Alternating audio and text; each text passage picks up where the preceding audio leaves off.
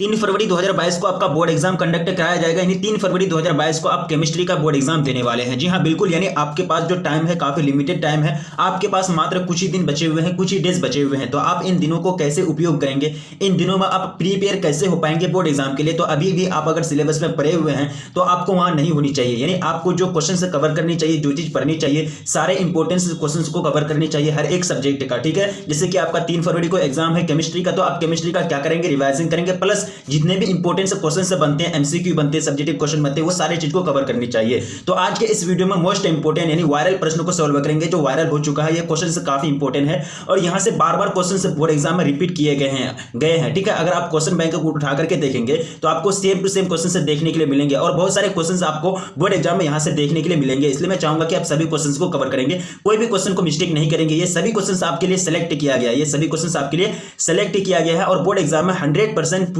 पूछे जाने के चांस बनते हैं। तो चलिए स्टार्ट करते हैं। सभी क्वेश्चन का आंसर को कमेंट करना है, काफी सिंपल क्वेश्चन है। सबसे फर्स्ट नंबर क्वेश्चन आपका स्क्रीन पर क्वेश्चन पूछा गया है कि किसमें HCP क्रिस्टल संरचना होती है, NaCl में, CHCl में, Zn में या फिर RbCl में। ठीक है, जैसे कि यहां जो पाया जाएगा, हम लोग जानते हैं कि HCP जो होती है वो AB टाइपिंग की होती है। HCP जो संरचना होता है AB टाइप क्लोज पैकिंग होती है इसमें, और इसका जो कोऑर्डिनेशन नंबर होता है वो 6 होता है। कितना होता है, कोऑर्डिनेशन नंबर 6 होता है। तो इसमें जो कोऑर्डिनेशन नंबर 6 होता है, HCP क्रिस्टल जो पाई जाएगी वो Zn में, यानी किसमें HCP क्रिस्टल संरचना होती है, जिंक में, Zn में। यानी फर्स्ट नंबर क्वेश्चन का ऑप्शन सी आपका बिल्कुल राइट आंसर हो जाएगा। अब देखिए सेकंड नंबर क्वेश्चन में पूछा गया कि प्रथम क्रम के प्रतिक्रिया के लिए वेग स्थिरांक की इकाई होती है।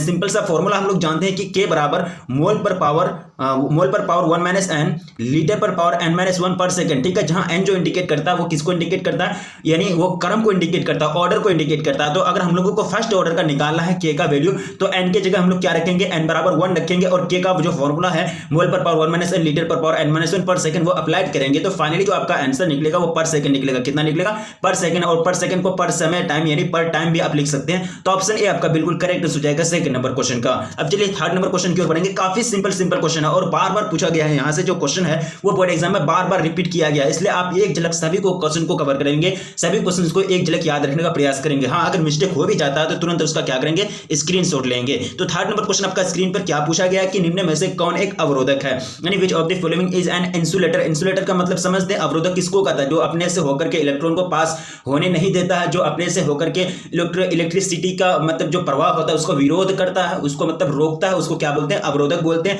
इंसुलेटर बोलते हैं। ठीक है, तो यहाँ जो अवरोधक हो जाएगा वो क्या होगा, वो आपको पूछा गया। तो थर्ड नंबर क्वेश्चन का जो करेक्ट आंसर हो जाएगा वो हो जाएगा डायमंड। यानी जो डायमंड होती है ना, यानी जो हीरा होता है वो क्या होता है, अवरोधक होता है। ठीक है, उसके बाद ग्रेफाइट, एल्यूमिनियम, सिलिकॉन, ये सब अवरोधक नहीं होता, ये सब आपका क्या है, एक तरह से कंडक्टर है। ठीक है, अब चलिए नेक्स्ट क्वेश्चन आपका स्क्रीन पर क्वेश्चन नंबर थर्ड, काफी सिंपल क्वेश्चन है। सोडियम क्लोराइड आयन Na+, यानी सोडियम आयन Na+ आयन का सहसंयोजन संख्या जो होगा वो कितना होगा। फोर्थ नंबर क्वेश्चन काफी सिंपल क्वेश्चन है। तो हम लोग जानते हैं कि Na+ में टूटता है, NaCl का जब क्या होता है, विद्युत अपघटन होता है, तो इसका Na+ और Cl- में टूटता है। तो Na+ का जो आयन हो जाए ना, Na+ का आपको कोऑर्डिनेशन नंबर पूछा गया है, तो Na+ का जो कोऑर्डिनेशन नंबर होता है वो 6 होता है और Cl का भी, यानी Cl- का भी 6 होता है। क्या होता है, दोनों का 6 होता है। अगर आपको Na+ पूछा गया है तो Na+ भी 6 करेंगे, अगर आपको Cl- भी पूछ दिया जाए उसका भी कोऑर्डिनेशन नंबर कितना होता है, 6 होता है। तो आपका ऑप्शन सी करेक्ट हो जाएंगे फोर्थ नंबर क्वेश्चन का। अब देखिए पांचवां नंबर क्वेश्चन में पूछा गया कि निम्नलिखित में कौन अक्रिस्टलीय ठोस है, विच of the following is non crystalline और अमोर्फस सॉलिड। देखिए इसको अमोर्फस सॉलिड भी कहते हैं, इसको सूडो सॉलिड भी कहते हैं। ठीक है, तो यानी नॉन क्रिस्टलाइन सॉलिड एक होता है क्रिस्टलाइन, जिसको हम लोग क्या बोलते हैं, ट्रू सॉलिड बोलते हैं। तो यहाँ जो हो जाएगा नॉन क्रिस्टलाइन सॉलिड वो हो जाएगा ग्लास हो गया, पॉलीमर हो गया, रबर हो गया, ये सब क्या है, अक्रिस्टलीय ठोस है, यानी नॉन क्रिस्टलाइन सॉलिड बोलते हैं इसको। और क्रिस्टलाइन सॉलिड क्या हो गया, NaCl हो गया, हीरा हो गया, CHCl हो गया, ये सब क्या है आपका क्रिस्टलाइन सॉलिड है, जिसको क्या बोलते हैं, ट्रू सॉलिड बोलते हैं। ठीक है, यानी ऑप्शन सी आपका बिल्कुल करेक्ट हो जाएगा पांचवां नंबर क्वेश्चन का। अब नेक्स्ट क्वेश्चन की ओर बढ़ा जाए। काफी सिंपल क्वेश्चन है, स्वर्ण संख्या सबसे कम होती है, स्वर्ण संख्या सबसे कम होती है, 6 नंबर क्वेश्चन। तो ये जो सबसे कम होती है जिलेटिन में, किसमें, जिलेटिन में सबसे कम होती है। ऑप्शन ए आपका बिल्कुल करेक्ट हो जाएंगे 6 नंबर क्वेश्चन का। चलिए नेक्स्ट क्वेश्चन की ओर बढ़ा जाए। क्वेश्चन नंबर 7 आपका स्क्रीन पर आपके समक्ष क्या पूछा गया है, ये थर्माइट विधि में अपचायक होता है। देखिए in the thermite process the reducing agent is, यानी थर्माइट जो प्रोसेस है इसमें अपचायक के रूप में किसका इस्तेमाल होता है, निकेल, सिल्वर या फिर कॉपर या फिर एल्यूमिनियम।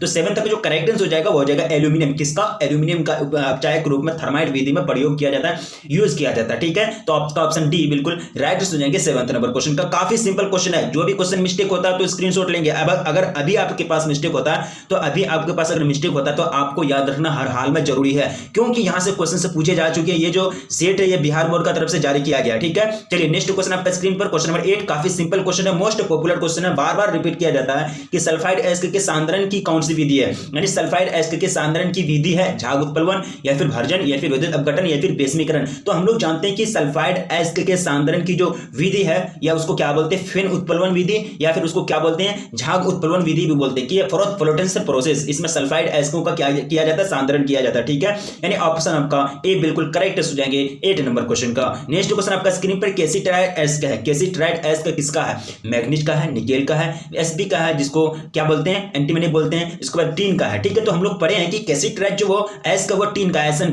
का क्या होता है, एस का होता है। सभी एस का खनिज होते हैं, बट सभी खनिज एस का नहीं होते हैं। यानी वह खनिज जिससे एस की आसानी से प्राप्ति की जाती है उसको क्या बोलते हैं, सॉरी, वह खनिज जिससे एस की, वह खनिज जिससे धातु की आसानी से प्राप्त की जाती है उसको क्या बोलते हैं, एस का बोलते हैं। ठीक है, अब चलिए नेक्स्ट क्वेश्चन आपका स्क्रीन पर, सिनेबार। सिनेबार को आप फेमस है, ये 10th क्लास में भी आप पढ़े हैं कि सिनेबार का जो फॉर्मूला होता है वो क्या होता है, HGS। क्या होता है सिनेबार का फॉर्मूला, HGS। ऑप्शन ए आपका राइट आंसर हो जाएगा 10th नंबर क्वेश्चन का। चलिए नेक्स्ट क्वेश्चन आपका स्क्रीन पर, कार्बोजन। काफी सिंपल क्वेश्चन है, बिल्कुल आप लोग राइट आंसर कमेंट कर रहे हैं। अगर जो अभी तक वीडियो को लाइक नहीं किए तो प्लीज वीडियो को लाइक कर देंगे और अपने दोस्तों में एक बार जम करके शेयर कर देंगे। ठीक है, आप ही लोगों के लिए इतना मेहनत की जा रही है, आप ही लोगों के लिए इतना एक तरह से इतना मेहनत की जा रही है। ठीक है, तो 11th नंबर क्वेश्चन का आपको करेक्ट आंसर बताना है कि कार्बोजन का जो मिश्रण होता है वो क्या होता है, which is the mixture of carbogen. तो मिक्सचर होता है ना कार्बोजन का, उसमें O2 और CO2 होता है। क्या होता है, O2 प्लस CO2, यानी ऑप्शन आपका सी बिल्कुल राइट आंसर हो जाएंगे, ऑप्शन सी बिल्कुल राइट आंसर हो जाएंगे 11th नंबर क्वेश्चन का। अब देखिए 12th नंबर क्वेश्चन आपका स्क्रीन पर आपके समक्ष रखा गया,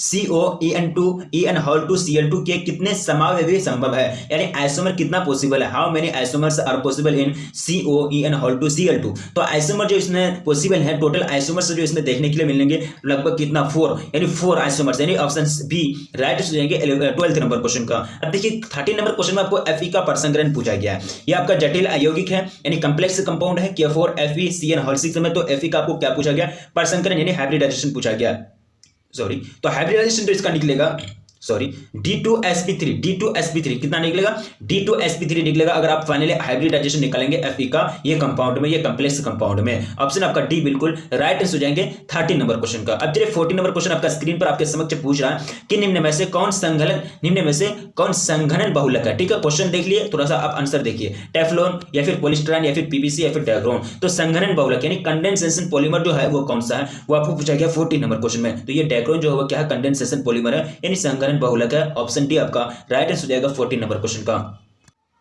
अब देखिए क्वेश्चन नंबर 9 आपका 15 आपका स्क्रीन पर, नायलॉन 6 यानी नायलॉन 6 के बारे में आप लोग पढ़े हैं। तो ये क्या है, पॉलीमाइड है, पॉलिएस्टर है, पॉलीस्टायरीन है या फिर पॉलीविनाइल है। तो ये जो नायलॉन 6 है ये आपका क्या है, पॉलीमाइड है। ये क्या है, पॉलीमाइड है। ऑप्शन ए आपका राइट आंसर हो जाएंगे। चलिए क्वेश्चन नंबर 16 आपका स्क्रीन पर आपके समक्ष रखा गया है। क्वेश्चन पूछा जा रहा है कि निम्न में से कौन जैव अपघटनीय बहुलक है। ठीक है, नहीं जैव अपघटनीय जिसको बायोडिग्रेडेबल पॉलीमर बोलते हैं। ठीक है, सेलुलोज है या फिर सह बहुलक है या फिर पॉलीविनाइल क्लोराइड है या फिर नायलॉन 6 है। तो जैव अपघटनीय आपको क्या पूछा गया, बहुलक पूछा गया। तो यहाँ जो जैव अपघटनीय बहुलक हो जाएंगे वो नायलॉन 6 क्या हो जाएंगे, नायलॉन 6 यानी ऑप्शन आपका डी राइट आंसर हो जाएंगे 16 नंबर क्वेश्चन का। अब देखिए क्वेश्चन नंबर 17, एस्पिरिन है, एंटीबायोटिक है, जवारनाशी है या फिर एंटीसेप्टिक है या फिर इनमें से कोई नहीं। तो एंटीबायोटिक जवारनाशी का एंटीबायोटिक बोलते हैं इसको भी। ठीक है, एंटीबायोटिक इसको बोला जाता है, जवारनाशी यानी जोर को खत्म करने वाला, बुखार को, जोर को नाश करने वाला। ठीक है, तो 17 का जो राइट आंसर हो जाएंगे ये हो जाएंगे एस्पिरिन। क्या है, एक प्रकार का जवारनाशी है। एस्पिरिन है एक क्या है, एंटीपायरेटिक है। ऑप्शन आपका बी राइट आंसर हो जाएंगे। चलिए नेक्स्ट क्वेश्चन आपका स्क्रीन पर 18 कह रहा क्वेश्चन कि एक विस्तृत स्पेक्ट्रम में एंटीबायोटिक है, एक विस्तृत स्पेक्ट्रम में, अब ब्रॉड स्पेक्ट्रम में एंटीबायोटिक इज क्या है, पैरासिटामोल, पेनिसिलिन, एस्पिरिन या फिर क्लोराम फेनिकोल। तो यहाँ जो राइट आंसर हो जाएगा वो जाएगा क्लोराम फेनिकोल। ये क्या है, एक विस्तृत यानी एंटीबायोटिक है, एक ब्रॉड स्पेक्ट्रम में एंटीबायोटिक क्या हो जाएंगे, क्लोराम फेनिकोल हो जाएंगे। अब नेक्स्ट क्वेश्चन देखिए क्वेश्चन नंबर 19 आपका स्क्रीन पर क्या पूछा कि कौन सी पृष्ठीय परिघटना नहीं है। पृष्ठीय परिघटना की बात की जाती है समांगी उत्प्रेरण या फिर ठोसों का मिलना या फिर जंग लगना या फिर हो जाएंगे विद्युत अपघटन प्रक्रिया। तो यहाँ जो क्या पूछा गया कि कौन सी पृष्ठीय परिघटना नहीं है। तो यहाँ जो पृष्ठीय परिघटना नहीं है वो है विद्युत अपघटन प्रक्रिया। ये एक प्रकार का क्या है, मतलब जो पृष्ठीय परिघटना के अंतर्गत ये नहीं आते हैं। विद्युत अपघटन प्रक्रिया जो होता है वो किसमें किया जाती है, वो तो इसमें में किया जाता है, नोड में किया जाता है, इलेक्ट्रोड में किया जाता है, इलेक्ट्रोड और कैथोड में एक तरह से ये क्रिया कराई जाती है, एक पुट में यानी बर्तन में कराई जाती है, ठीक है। तो जंग लगना हो गया, उसके बाद ठोसों का गलना हो गया, उस सामान की उत्परण हो गया, ये सब क्या है, पृष्ठीय परिघटना है यानी सरफेस फेनोमेना, ठीक है। अब चलिए नेक्स्ट क्वेश्चन आपका स्क्रीन पर क्वेश्चन नंबर 20 आपके समक्ष पूछ रहा है कि निम्न में से कौन सा आयोडोफॉर्म परीक्षण नहीं देगा, यानी which of the following will not give iodoform test, ठीक है। एथेनॉल या फिर एथेनॉल या फिर पेंटेन 2 ऑन या फिर पेंटेन 3 ऑन। तो यहाँ जो आयोडोफॉर्म परीक्षण जो नहीं दिखाएगा वो कौन होगा, तो ये जो है ना एथेनॉल आयोडोफॉर्म परीक्षण नहीं देता है, आयोडोफॉर्म टेस्ट ये प्रदान नहीं करता है एथेनॉल, ठीक है, याद रखेंगे एथेनॉल, ऑप्शन आपका एक करेक्ट आंसर हो जाएंगे। चलिए नेक्स्ट क्वेश्चन आपका स्क्रीन पर क्वेश्चन नंबर 21, काफी सिंपल क्वेश्चन है, बिल्कुल आप लोगों की तैयारी जबरदस्त है, ठीक है, बिल्कुल आप लोग राइट आंसर कमेंट कर रहे हैं। क्वेश्चन 21 पूछा गया कि लैक्टिक अम्ल में कायरल कार्बन की जो संख्या होती है वो कितना होती है, the number of chiral carbon is in lactic acid. तो लैक्टिक एसिड में कायरल कार्बन की संख्या कितनी होती है, तो ये जो होती है ये कितने के बराबर, एक होती है, एक ही आइटम पाया जाता है, यानी एक ही कायरल कार्बन लैक्टिक एसिड में पाई जाती है। ऑप्शन आपका सी बिल्कुल राइट आंसर हो जाएंगे 21 नंबर क्वेश्चन का। अब देखिए क्वेश्चन नंबर 22, कैप्रोलैक्टम किसका मोनोमर है, कैप्रोलैक्टम जो है किसका मोनोमर है, किसका मतलब एक तरह से बहुलक है, ठीक है, मोनोमर एक लग हो जाता है मोनोमर, ठीक है, nylon 6, nylon 6, nylon 2C, nylon 2, nylon 6 या फिर टेरिलिन। तो कैप्रोलैक्टम जो मोनोमर है ये मोनोमर है नायलॉन 6 का, किसका, नायलॉन 6 का। अब चलिए नेक्स्ट क्वेश्चन आपका स्क्रीन पर 23, काफी सिंपल क्वेश्चन है। अब देखिए विटामिन B12 में होता है, यानी विटामिन B12 में क्या होता है, फेरम सेकंड, कोबाल्ट थर्ड या फिर जिंक सेकंड या फिर कैल्शियम सेकंड। तो हम लोग जानते हैं कि विटामिन 12 में जो पाया जाता है वो कोबाल्ट पाया जाता है, क्या पाया जाता है, विटामिन B12 में कोबाल्ट की अधिकता होती है, कोबाल्ट उसमें पाए जाते हैं, ठीक है। अब चलिए नेक्स्ट क्वेश्चन थायमिन के बारे में पूछा गया। थायमिन है, थायमिन किसको कहते हैं, यहाँ आपको ऑप्शन दिया जा रहा है 5 मेथिल यूरेसिल या फिर 4 मेथिल यूरेसिल या फिर 3 मेथिल यूरेसिल या फिर 1 मेथिल यूरेसिल। तो थायमिन जो है ना, थायमिन आपका है 5 मेथिल यूरेसिल, क्या है 5 मेथिल यूरेसिल, यानी ऑप्शन ए आपका बिल्कुल करेक्ट हो जाएंगे 24 नंबर क्वेश्चन का। अब देखिए क्वेश्चन नंबर 25, स्टार्च की मोनोमेरिक इकाई है, the monomeric units of starch is और आर, ठीक है। तो मोनोमेरिक इकाई क्या हो जाएंगे, ग्लूकोज या फिर फ्रुक्टोज या फिर ग्लूकोज व फ्रुक्टोज या फिर मैग्नोज। तो स्टार्च की जो मोनोमेरिक इकाई है वो है ग्लूकोज, कौन है, ग्लूकोज। ये बार बार पूछा जा चुका क्वेश्चन है कि स्टार्च की मोनोमेरिक इकाई का नाम बताइए, ठीक है, ये क्वेश्चन इंपॉर्टेंट क्वेश्चन है, ये हो जाएंगे आपका ऑप्शन ए बिल्कुल राइट आंसर हो जाएंगे 25 नंबर क्वेश्चन का। अब देखिए क्वेश्चन 26 में पूछा गया है कि फॉर्मिक अम्ल को H2SO4 के साथ हिट करने पर जो प्रोडक्ट देगा वो क्या देगा, यानी क्या किया जा रहा है, फॉर्मिक अम्ल को H2SO4 के साथ हिट किया जा रहा है, यानी गर्म किया जा रहा है। तो फाइनली जो यहाँ हिट हो रहा है, एक रिएक्शन हो रहा है ना, तो रिएक्शन होने के बाद जो प्रोडक्ट बनेगा वो क्या बनेगा, तो यहाँ जो बनेगा CO निकलता, क्या निकलता, CO, यानी ये रिएक्शन डन होने के बाद दोनों को जब मिक्सचर करके गर्म किया जाता है तो क्या बनता है, फाइनली प्रोडक्ट जो बनता है वो CO निकलता है, ठीक है। अब देखिए क्वेश्चन नंबर 27, क्वेश्चन पूछा गया कि निम्न में से कौन सा प्रबल अम्ल है, यानी प्रबल का मतलब समझते हैं, यानी सबसे मजबूत, लेविस एसिड जिसको बोलते हैं, ठीक है। तो लेविस एसिड नहीं होगा, स्ट्रॉन्ग एसिड। तो यहाँ जो प्रबल अम्ल है वो प्रबल हो जाएंगे HCOOH, ये जो आपका क्या है, प्रबल अम्ल, ठीक है, ऑप्शन ए बिल्कुल करेक्ट आंसर हो जाएंगे 27 नंबर क्वेश्चन का। अब देखिए क्वेश्चन नंबर 28 आपके स्क्रीन पर आपके समक्ष पूछा गया है कि इनमें से कौन, क्या पूछा गया कि इनमें से कौन अत्यधिक क्षारीय है, यानी सबसे ज्यादा बेसिसिटी कौन होगा, मोस्ट बेसिक कौन होगा, in the following which is the most basic. तो अत्यधिक क्षारीय जो हो जाएगा वो हो जाएगा आपका CH3 CH3 ये तीनों के कंपैरिजन में सबसे ज्यादा यही क्षारीय होता है, CH3 यानी ऑप्शन आपका डी बिल्कुल करेक्ट आंसर हो जाएगा 28 नंबर क्वेश्चन का। तो ये सभी क्वेश्चन से मोस्ट इंपोर्टेंट है, बोर्ड एग्जाम में बार बार रिपीट किया गया है और इसी प्रकार के क्वेश्चन आपको बोर्ड एग्जाम में देखने के लिए मिलेंगे। कोई टफ क्वेश्चन नहीं होता, काफी सिंपल क्वेश्चन होता है। अगर कोई भी क्वेश्चन आपसे मिस्टेक हुआ है तो तुरंत उसका क्या करेंगे, स्क्रीनशॉट लेंगे और स्क्रीनशॉट लेकर के याद रखने का प्रयास करेंगे। और लास्ट में आपसे विनती की जाती है कि अगर आप वीडियो को अभी तक लाइक नहीं किए तो प्लीज वीडियो को लाइक कर दें और अपने दोस्तों में एक बार जम करके प्लीज शेयर कर दें, क्योंकि आपको पूरी तरह से तैयारी कराई जाती है, वो मटेरियल आपको प्रोवाइड की जाती है जो बोर्ड एग्जाम के लिए काफी कारगर होता है, काफी महत्वपूर्ण होता है, यानी अच्छा प्रदर्शन के लिए जो मटेरियल चाहिए वो सारा चीज आपको प्रोवाइड की जाती है, ठीक है। अगर चैनल पर पहली बार विजिट करें तो प्लीज चैनल को सब्सक्राइब करें, ठीक है। तो रखिए अपना ख्याल, मिलेंगे फिर नेक्स्ट वीडियो में, तब तक के लिए।